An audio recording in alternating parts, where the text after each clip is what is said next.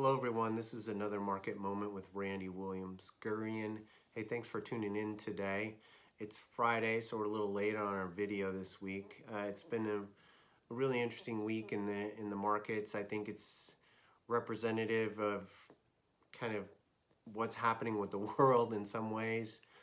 The short, the short squeezes that are going on in some of these stocks that really, I think financially have lots of problems. So we're not even going to really talk about that because it's not that it's not important, but it just shows you that the speculative nature of the market's getting a little bit frothy, and I would say be careful. On the flip side of it, we had some earnings this week that were really strong, and we like to see that. I think it confirms our thesis that 2021 is going to be potentially a pretty good year for the markets. I do not think it'll be as good as 2020 as far as the Nasdaq's concerned, but I do think it's going to be a pretty good year.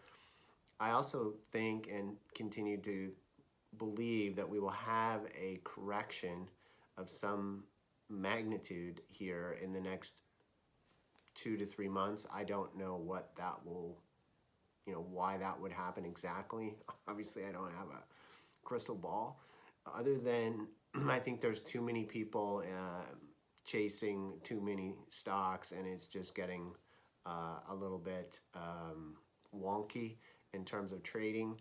And because of that, I think, again, my advice is to stick with your winners, the ones that have the really good earnings, the ones that have good outlooks, and I think that's going to be your best path forward. We had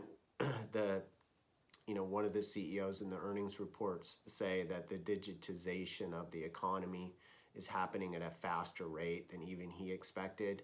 And so again, I think we're seeing that play out with earnings. So even though COVID is in some ways getting worse with these new variants, I think we will get a fence around COVID, and that's going to happen. And when it does, I think the markets will like that. In China, when it happened, the Chinese market, for whatever reason, thought that was a good thing, and the market went up.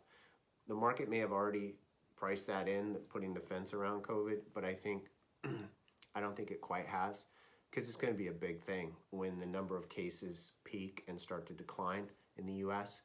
And hopefully for everybody's sake, that happens, pretty soon. So anyway, have a great weekend. Thanks for listening, and we'll talk to you next week.